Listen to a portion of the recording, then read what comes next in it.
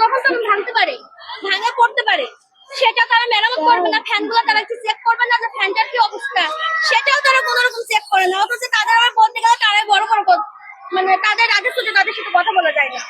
ওই ছেলেটা হইলো গিয়ে একটু চঞ্চল, তো একটু বেঞ্চটা একদম বেশি টেনে নিয়ে আসছে, হ্যাঁ, বসছে।